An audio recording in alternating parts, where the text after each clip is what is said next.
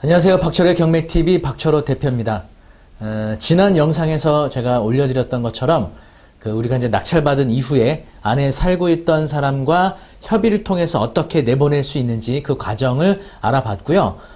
이제는 오늘 이 영상에서는요, 협의가 잘 안 되거나 또는 아예 연락이 없거나 뭐 이런 이제 다양한 경우에서 법원을 통한 강제집행 절차를 어떻게 할 수 있는지 하나부터 10까지 자세하게 알아보도록 하겠습니다. 네, 이제 지난 영상에서 올려드렸던 것처럼 우리가 안에 살고 있는 사람 내보내는 거를 이제 명도라고 하죠. 대부분 이제 그 점유자들하고 만나서 원만하게 대화도 하고 뭐 협의 비용도 지불하고 이러면서 이제 이사를 내보내게 되죠. 그런데 이제 때로는 너무 그 점유자 쪽에서 과도한 비용을 요구하거나 또는 명도를 거부하거나, 이제 제가 실무에서 이런 일을 하다 보면요, 뭐 이제 그렇게까지 이제 과도하게 하는 경우는 잘 많이 없었어요. 그렇지만 이제 아주 간혹 또는 여러분들이 이제 하시다 보면 이제 그런 분들 만나실 수도 있겠죠. 또는 명도를 완강히 거부하거나 뭐 이런 경우도 있어요. 이제 특히 상가인데 인테리어가 많이 돼 있는 거를 낙찰받게 되면은 그 이제 대항력 없는 상가 임차인은 이제 권리금이라든지 시설비라든지 이런 거를 전혀 보존받지 못하고 명도가 대상자가 되기 때문에 이제 좀 저항이 있을 수가 있습니다. 그럴 때는 이제 지난번에 말씀드렸던 것처럼 그 부분에 대해서 어느 적정한 뭐 협의 비용 이제 지불이 필요하겠죠. 이제 그런 이제 협의가 있었지만 이게 이제 원만하게 안 될 때는 법원을 통한 강제 집행 절차가 필요할 수도 있습니다. 근데 이제 저도 지금까지 오랜 이제 경험을 통해서 봤을 때는 되도록이면 이 법원을 통한 강제 집행은 하지 않는 것이 좋다고 먼저 말씀을 드리고 싶어요. 시간이 상당히 걸리기도 하고요. 또 절차가 상당히 복잡하기도 합니다. 그래서 이제 제가 이 영상을 통해서 진행되는 절차를 이제 설명을 드리겠지만 이제 하나하나씩 따라오게 되겠지만 좀 어려운 행일 수가 있습니다. 그래서 결코 쉽지만은 않은 길이라는 점을 유의하시고 이 영상 잘 유의해서 보시기 바라겠습니다. 일단은 법원을 통해서 강제 집행을 하려면요, 법원에서 발급해주는 바로 집행권원이라는 바로 종이로 된 집행권원이 있어야 됩니다.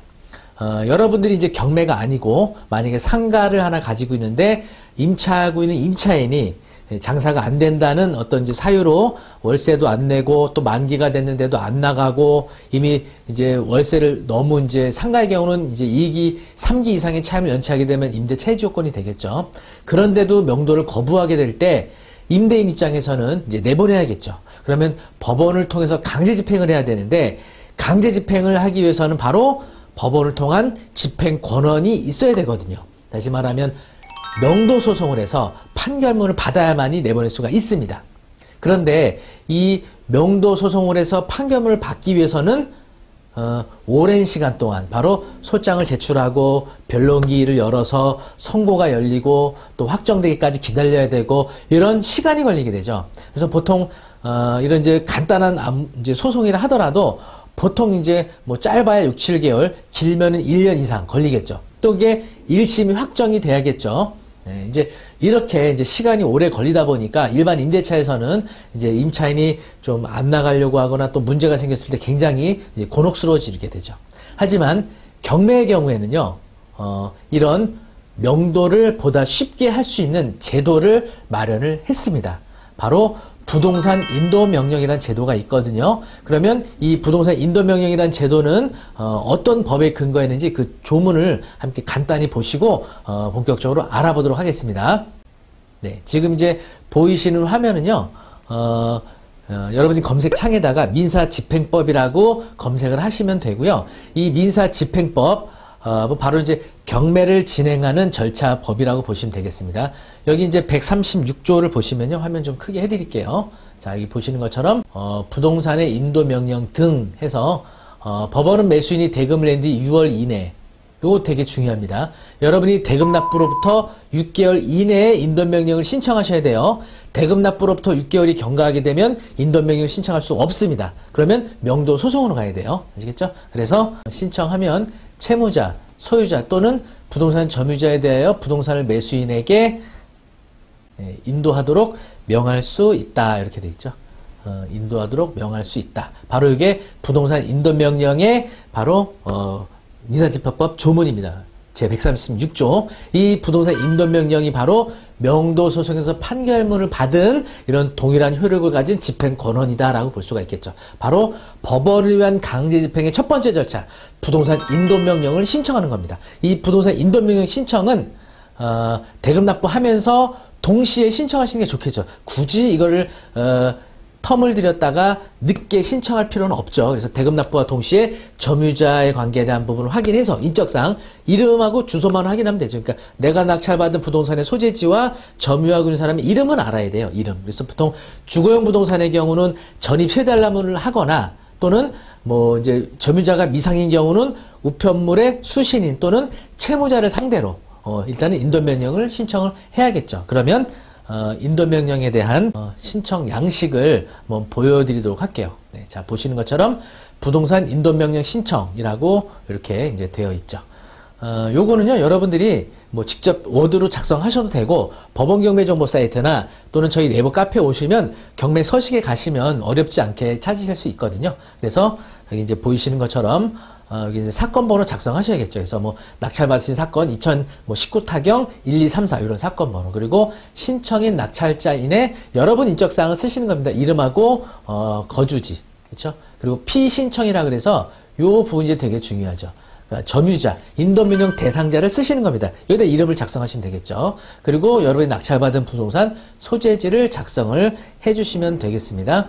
그래서 이제 자세한 내용을 보시면은 위 사건에 관하여 낙찰인은 여기다 이제 여러분이 대금 납부한 날짜를 쓰셔야죠. 여기다가 몇 년 몇 월 며칠에 낙찰 대금을 완납한 후 채무자에게 별지 부동산의 인도를 청구하였으나 채무자가 불응하고 있으므로 기원 소속 집행관으로 하여금 채무자 부동산에 대한 점유를 풀고 낙찰인에게 인도하도록 하는 명령을 발령해 주시기 바랍니다. 그래서 연도, 월, 그리고 일 하고 여러분의 이름과 연락처, 그리고 여기다가 도장 찍어서 여러분이 직접 법원에 가서 신청서를 제출하시면 되겠죠. 제출하실 때 신분증을 가지고 가셔야겠죠. 그리고 만약에 여러분이 직접 제출 못하신다 그러면 대리인을 통해서 접수 가능하시되 대리인에 관한 위임장과 임관증명을 첨부해서 제출을 하셔야겠죠. 네, 뭐 그렇게 어렵지가 않습니다.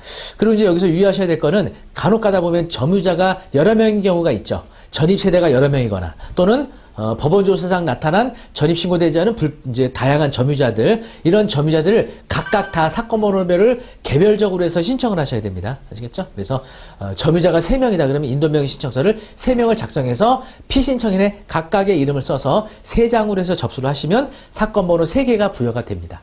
자, 이렇게 이제 인도명령을 신청하시고 나면 검색창에 법원 경매 정보라고 해서 법원 경매 정보 사이트 가시면 여러분의 낙찰받은 그 경매 사건 번호 있죠? 2019 단경 1, 2, 3, 4 요거를 직접 입력해서 그 해당 요 메뉴로 들어오시게 되면요, 요런 이제 화면을 보실 수가 있습니다. 이렇게 이제 보실 수가 있고요. 여기 쭉 내려보시면은 바로 이렇게 여기 화면의 중간쯤 보시면은 관련 사건력이라고 해가지고 관련 사건 번호 이렇게 이런 숫자가 써 있어요. 그리고 관련 사건 부분에 인도명령이라고 써 있죠. 그렇죠? 그래서 여러분이 인도명령을 신청하시고 나면은 뭐 다음날 또는 늦어도 한 2, 3일 이내에는 이 인도명령 사건 번호가 법원 경매 정보 사이트에 표시가 됩니다. 그래서 2024년 527, 2024년 528. 다시 말하면 인도명령 신청을 2장을 내신 거예요. 점유자가 2명이니까 또는 2명으로 추정이 되니까 하셔서 이렇게 사건 번호를 여기서 이제 확인하시는 거죠. 자, 그러면 이제 사건 번호를 확인했으니까 이 인도명령 사건이 어떻게 진행되고 있는지 알아야 되잖아요. 그래야 내가 대응을 하니까. 자, 이제 이 인도명령 사건 번호를 아셨다면, 이제 네이버 검색창에 가셔서 나의 사건 검색 이렇게 하시면 됩니다. 이렇게 이제 가시면 나의 사건 검색. 나의 사건 검색이라고 가시면요, 이렇게 사건 번호로 검색하는 메뉴가 이렇게 나타나고요. 네, 이렇게 좀 화면 크게 해드리면 여기 이제 여러분이 낙찰 받으신 법원을 지정하시면 됩니다. 그렇죠?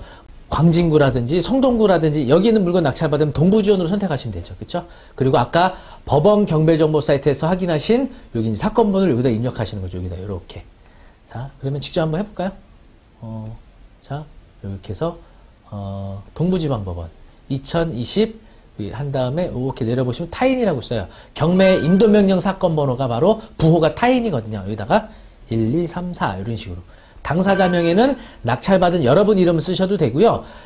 인도명령 피신청인, 그러니까 점유자 있죠? 피신청인 이름을 쓰셔도 됩니다. 이렇게.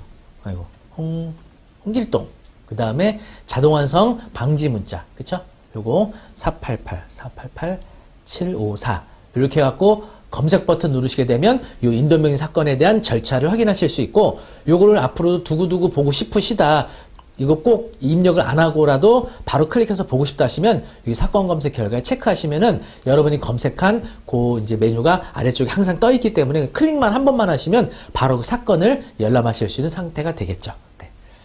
이렇게 해서 이제 나의 사건 검색에서 인도명령 사건 번호를 입력해서 확인하시게 되면 어떤 화면이 열리냐면요. 왜냐하면 여기서 인터넷에 직접 안 보여드리는 이유는 실명이 다 뜨거든요. 그래서 개인정보 때문에 제가 요거는 이제 캡처해가지고 여기 자 제가 PDF 파일로 이렇게 보여드리도록 하겠습니다. 아까 그 화면이죠? 나의 사건 검색.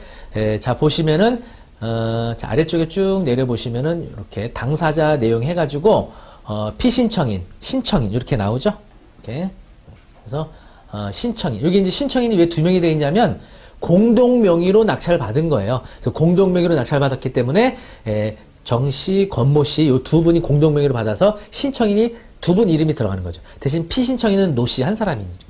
점유자가 노 씨란 얘기죠. 이렇게. 네. 이렇게 해서 이제 확인하실 수가 있고, 여기 이제 당사자 내용은 이제 여기서 확인하시는 겁니다. 사건 일반 내용이죠. 사건 일반 내용. 만약에 요거 사건 진행 내용을 클릭하시게 되면요. 어떤 화면이 열리냐면은, 요런 이제 화면이 열립니다. 요런 화면. 그래서 쭉 내려보시면은, 여러분이 이제 접수한 사건에 이런 이제 진행 상황이 나와요. 그래서 여기 또 화면 크게 해드리면 예를 들어서 2020년 여기 이제 이렇게 3월 20날 신청서를 접수하죠. 그러니까 3월 24일 4일이 있다가 결정이 나죠. 결정이 뭐냐면 판결을 내줬다는 거예요. 인도명령을 판사님이 내주신 겁니다. 내보내도 된다. 근데 만약에 유치권을 다퉈야 되는 점유자라든지 또는 대항력 있는 임차인인데 배당 요구 안 했다든지 이런 점유자들은 인도명령 인용이 안 되고 결정이 안 되고 요게 기각이 돼서 명도소송으로 다툴 수가 있습니다. 하지만 채무자라든지 대항력 없는 임차인이라든지 또 대항력 있는데 배당 요구했다면 인도명령이 이렇게 결정이 나는데 바로 결과는 인용으로 되는 겁니다. 이렇게 보시는 것처럼 인용. 그렇죠? 인용. 요거는 판사님이 받아들여줬다. 인도명령을 받아들여줬다 하죠. 그런데 여기 이제 신청인 아까 이렇게 1, 신청인 2가 이렇게 나오죠. 그래서 인용된 날 바로 결정 정본이 있어요. 이따 보여드릴게요. 이 인도명령 결정 정본을 신청한 자들에게도 우편으로 보내주고요. 피신청인에게도 보냅니다. 그렇죠? 이렇게 보내요. 그래서 이제 요거는 신청서 접수하자마자 인도명령 신청하자마자 결정이 빨리 났죠. 요거는 채무자인 경우는요. 이렇게 빨리 나요. 채무자들은. 네. 그 다음에 다른 인도명령 사건 보시면요. 여기 이제 인도명령 사건 보시면은, 여기의 경우는 지금, 이제 이런 경우 있죠. 여기 보시면은 이제 신청서를 이렇게 이제 접수했어요. 그리고 결정이 됐죠. 인용으로. 그런데 신청인, 피신청인에게 결정 정보를 보냈어요. 등기로. 그런데 보시면은, 이렇게, 신청한 본인은 받았어요. 근데 피신청인, 그러니까 낙찰받은 부동산에 살고 있는 점유자에게는 폐문부재된 거죠. 가는데 못 만났다는 얘기죠. 사실 이런 경우가 많아요. 도달이 안 됩니다. 잘. 피신청인에. 집에 아무도 없을 수도 있고, 일부러 안 받을 수도 있고, 그렇죠? 그런데 강제 집행을 하기 위해서는 이 인도명령 결정문이 피신청인에게 반드시 도달이 돼야 돼요. 도달이 되지 않으면 그 다음 집행 절차로 넘어갈 수가 없습니다. 그래서 여러분들이 사실은 요거 확인하려고 여기 나의 사건 검색을 오시는 거예요. 그래서 이제 최근에는 일일이 이제 낙찰받았던 이 신청인이 또다시 송달 신청을 해야 되는데 지금은 법원에서 알아서 요거 다시 또 한번 송달을 합니다. 그랬는데 두 번째 송달도 폐문부재가 돼요. 그러면 계속 도달이 안 되거나 일부러 안 받으면 어떡하냐. 이런 일이 생기겠죠. 그래서 법원에서는 이렇게, 그렇죠? 결정 정보를 공시송달이라는 제도를 통해서 발송을 하게 됩니다. 공시송달은 상대방 피신청인에게 도달이 안 되는 경우, 폐문부재, 그죠? 이런 경우가 반복되는 경우, 보통 폐문부재 한 번만에 공송달로 갈 수도 있지만, 요건 이제 법원의 재량에 따라 좀 달리 판단하게 됩니다. 보통 이제 1회 내지 2회 정도 폐문부재가 되면요, 법원에서 이렇게 공시송달을 보내게 되고, 공시송달을 하게 되면 송달된 때로부터 15일 후가 바로 도달일로 간주를 하게 되는 겁니다. 15일 후에, 그렇죠? 그러면 10월 22일 0시 이후부터는 강제집행 접수를 하게 되는 거죠. 그렇죠? 네, 이렇게 해서 여러분들이 굳이 뭐 송달이 안 됐다고 막 별도로 특별 송달, 공송달 신청할 필요 없이 법원에서 신청을 해주는데, 간혹가다 이제 법원에 그 이제 경매 개장이나 사법보좌관들이 처리를 하는데 업무가 많다 보면 좀 이렇게 딜레이 될 수 있어요. 그럴 때는 너무 좀 정상적인 절차보다 너무 오래 걸린다 하면 전화를 해서 빨리 좀 다시 한번 송달해달라. 또는 폐문부재가 계속되고 있으니까 공시송달로 좀 서둘러서 신청해달라. 바로 이렇게 요청하시면 전화로, 그러면 법원에서 이렇게 처리를 해준다는 점 알아두시면 되겠습니다. 그리고 이제 또 다른 인도명령 절차를 보시면요. 자, 보시면은 여기의 경우에는요. 이제 신문서라는 것이 이제 송달이 돼요. 이렇게 보시면은, 그죠? 신청서를 이렇게 이제 접수했거든요. 그랬더니 피신청인에게 결정 정보를 발송하는 게 아니라 신문서라는 걸 보내요. 왜냐?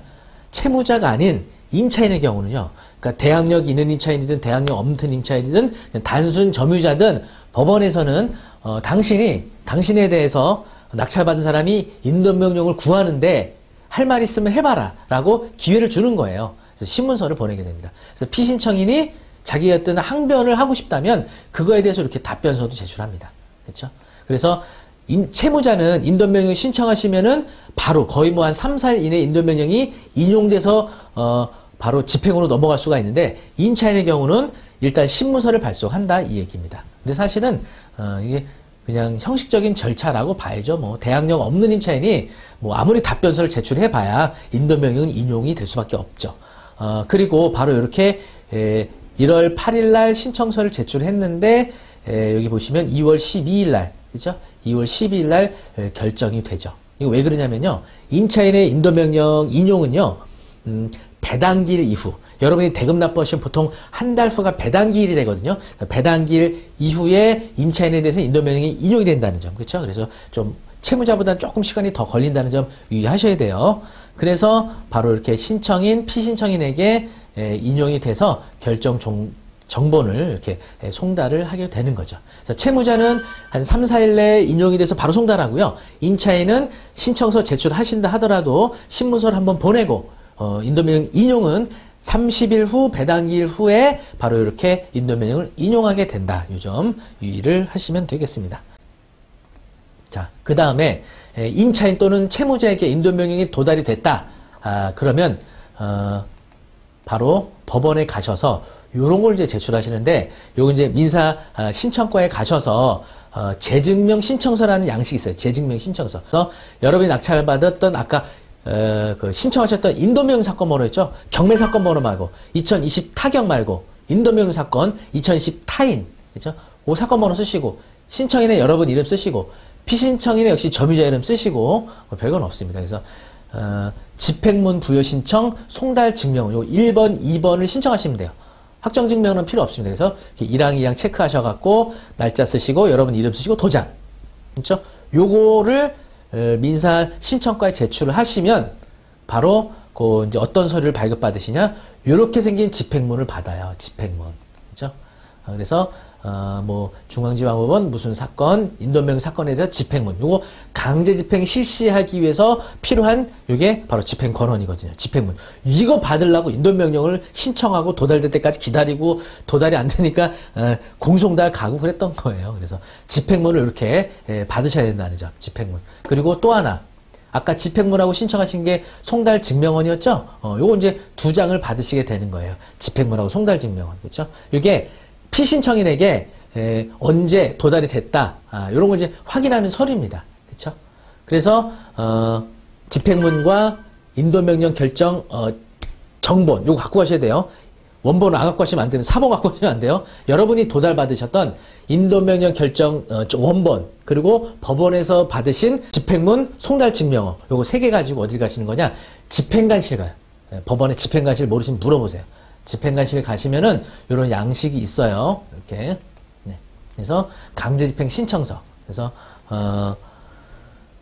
채권자, 여러분 여기 인적사항 쓰시는 겁니다. 채권자란에. 그리고 채무자란에 인도명령 피신청인 이름과 주소만 쓰시면 돼요. 주인번호 여러분 모르잖아요. 그렇죠? 그리고 집행물 소재지, 그래서 뭐 채무자의 주소지와 같음 이렇게 이제 써주셔야 되죠. 여기 집행권원에는 부동산 인도명령, 그렇죠? 뭐 나머지는 안 쓰셔도 됩니다. 이렇게. 그래서 여기 나오잖아요. 첨부 서류에, 자, 좀 화면 크게 해드리면, 첨부 서류에 집행권원 송달 증명서, 여러분이 직접 내시니까 대리를 통하실 때 위임장 들어가겠죠. 대리는 안 할 때는 그냥 여러분이 직접 집행권원과 송달 증명서, 그리고 아까 말씀드렸던 부동산 인도명령 결정문 원본, 요거 갖고 가셔야 돼요. 네. 부동산 인도명령 결정문, 그쵸? 피신청인이 신청인에게 별지 목록의 전 부동산을 인도하라. 간단합니다. 이런 인도명령 결정문이 나한테도 올 거고요. 또 저쪽 피신청인한테도 가거든요. 그래서 여러분이 법원에 강제집행 가실 때 요 결정문 원본하고 요거 집행문하고 요거 이제 송달 증명원하고 요거 이제 3개 갖고 가셔서 이거 강제집행 신청서 작성해서 요거랑 함께 집행관실에 접수하시게 되면은 바로 요런 걸 줍니다. 이렇게 보이시는 것처럼 접수증 해가지고 뭐 신청자, 피신청자 인적사항 나오고요. 여기 보시는 것처럼 납부 금액 이렇게 보통 피신청인 보통 한 명당 법마다 좀 달라요. 그래서 한 10만 원, 15만 원 사이 되거든요. 요걸 납부해라.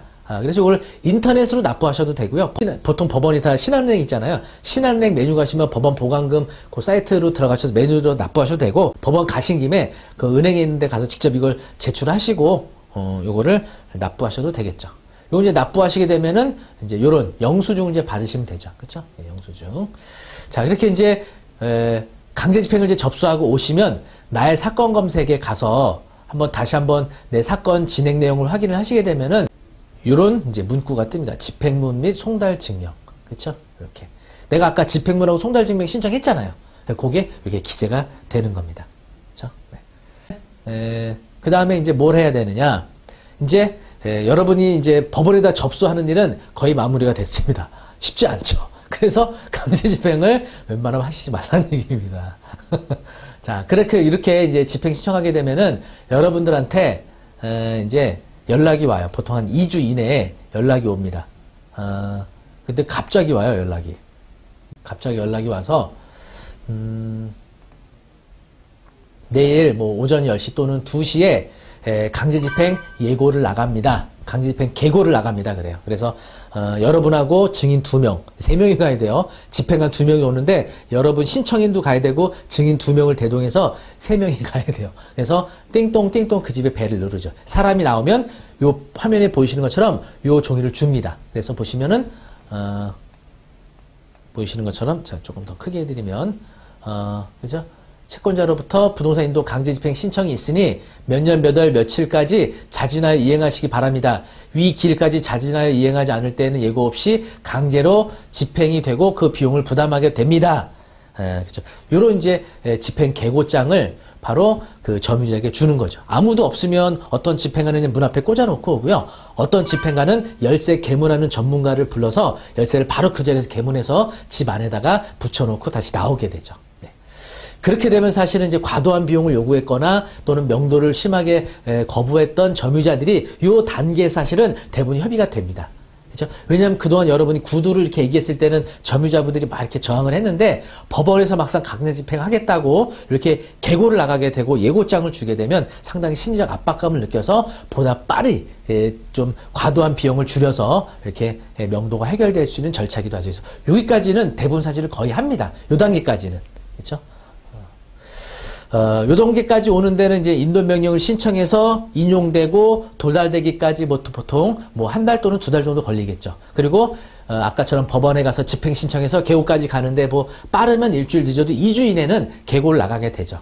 근데 만약에 요 기간까지도 협의가 안 되거나 또는 뭐 정말 집행을 해야 될 상황에 왔다. 그런 경우에는요. 보시는 것처럼 법원에다 본집행을 신청하는 겁니다. 지금 이제 본집행을 실행하고 있는 이제 장면인데요. 이거 같은 이제 지식산업센터였는데 회사가 이제 부도가 나서 사실 연락이 안 되는 상황이었습니다. 집기들이 좀 많았거든요. 이런 거 함부로 치우면 안 돼요. 그렇죠? 여러분이 이사 나간 주 아파트인데 이사 나간 것 같아요. 뭐 가재도가 좀 있습니다. 근데 내가 치워버리지 뭐. 사실 원칙적으로 치우시면 안 됩니다. 항상 법원의 집행권을 통해서 해야 됩니다. 번거롭긴 해도. 그러니까 되도록이면 점유자를 통해서 협의하고 해결하는 게 사실은 쉽게 마무리가 되죠. 비용 좀 주고, 그렇죠? 그래서 이제 개고 기간까지 나가지 않으면 법원에다가 집행관 뭐 사무실이나 핸드폰 번호를 알려주거든요. 그래서 전화해서 도저히 협의가 안 됩니다. 또 연락이 안 됩니다. 본집행 해야겠습니다 하면은 본집행에 관한 예산 비용을 뽑아줘요. 상당히 많이 듭니다. 33평 아파트 같은 경우는요. 노무비라고 해서 이런 집행관 노무 인력 비용이 1인당 한 10만 원, 15만 원 들어가요. 그래서 10명에서 20명이 나와야 돼요. 지금 상태에 따라. 그럼 그게 벌써 150에서 한 200 이상 들어가죠. 그리고 이제 화물차가 와야겠죠. 또는 고층인 경우는 사다리차를 불러야겠죠. 그게 보통 뭐 300, 뭐 400 이상 드는 거죠. 그렇죠? 이렇게 해서 이제 내부에 있는 짐을 집행 절차를 통해서 꺼내게 되는데 사실은 이게 포장이사가 아니고 그냥 막 꺼내는 거, 이게 이제 사무실 집기기 때문에 이렇게 보여지는데요. 아파트 같은 주거용 부동산은 뭐 포장이사가 아닙니다. 그냥 마대자루 같은 거 갖고 오시더라고요. 거기다 막 이렇게 담아가지고 막 빠른 시간 내에 집행을 해야 되기 때문에 사실은 훼손되기도 하고 분실될 우려도 있어요. 그래서 점유자에게도 상당히 안 좋은 일이죠. 이런 것들이. 이런 식으로 이제 빼면 어떻게 해야 되느냐. 이 뺀 짐을 이런 물류센터로 보관을 하게 됩니다. 그렇죠? 물류센터 3개월을 보관하게 되거든요.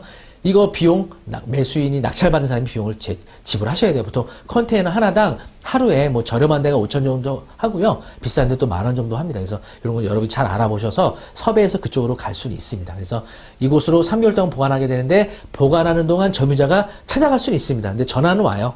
동의를 구하는. 그렇다고 여러분이 당신 말에 내가 이렇게 피해봤으니까 나한테 손해배상이 안 그러면 나 동의 안 해줄 거야.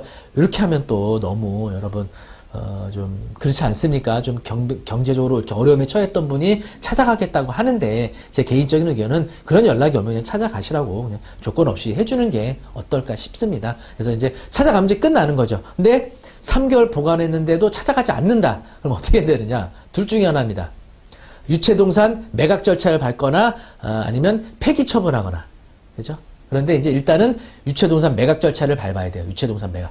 유체동산 매각 절차를 위해서는 또 법원에 역시 유체동산 매각에 관한 신청을 따로 해야 됩니다. 그래서 그것도요, 한 1주에서 2주 걸려요. 그래서 유체동산 매각에 대한 결정이 나오면 그거 가지고, 여기 화면에 보이시는 것처럼, 이제 사실은 뭐 점유자가 나가면서 안 찾아간 것들은 거의 이제 이런, 필요 없는 폐기물들이 좀 많아요. 그래서 이제 중고 제품 취급하신 분들이 와서 낙찰받아 가기도 하죠. 그러면 예를 들어서 50만 원에 낙찰됐다. 그렇죠? 50만 원에 낙찰되면 이게 법원에 들어오죠. 그러면 그걸 가지고 나는 집행하는 비용을 충당시킬 수가 있겠죠. 그렇죠? 그런데 대부분 이제 폐기물들이 많아요. 폐기물들이 많아서 사실은 돈 될 게 없습니다. 네, 돈 될 게 없고 중고 제품 취급하시는 분들도 굳이 아주 고가 제품들이 아니고 손을 안 대요. 그러면 아무도 낙찰 안 되잖아요. 그러면 어떻게 하느냐? 낙찰 받은 사람, 이 채권자가 그냥 자기가 낙찰 받아야 돼요. 낙찰을 받는데 집행비용에 400 들어갔잖아요. 그럼 이런 한 70만 원에 낙찰 받으면 70만 원 낙찰 받고 70만 원 내야 되는데 내 집행비용이 500에 들어갔잖아요. 상계 신청합니다. 그러면 70만 원에 낙찰 받았지만 70만 원 지불하지 않는 거죠. 내 들어간 집행비용이 있으니까. 그래서 보통은 낙찰 받은 사람이 자기가 낙찰 받아요. 실제 이제 입찰 가격을 제시하고 집행관이 현장에서 매각을 하거든요. 그래서 그냥 낙찰 받고 그거를 내 거로 만들었는데 이거 내가 갖고 왔다 뭐 어디다 쓸 거예요? 결국 폐기 처분해야죠. 폐기 처분하기 위해서 보관됐던 물류센터 사장님한테 폐기 처분해 주세요. 그러면 실제로 폐기로 가기도 하고 또 그때 중고제품 취급하시는 분이 그 물류센터 사장님하고 협의해갖고 그때 아주 정말 헐값에 갖고 가죠. 정말 헐값에. 그런 식으로 보통 이제 진행이 됩니다. 그래서 이제 사실은 내가 이제 낙찰받고 그 비용은 돈이 안 드는데 폐기하는 비용은 들어가요. 폐기. 그래서 이렇게 집행하는 데 있어서 사실은 비용이 이제 많이 들고 절차도 복잡하죠. 그래서 여러분들이 제가 보여드렸던 것처럼 집행 절차가 매우 어렵고 고단한 길을 가야 됩니다. 물론 법무사라든지 변호사무실에 위임해 사실 수도 있는데 또 비용이 들어가잖아요. 그러니까 이런 비용과 시간을 계산했을 때는 그 안에 점유하고 있던 분하고 원만하게 해결하는 게 아무래도 좋지 않을까 이런 생각이 듭니다.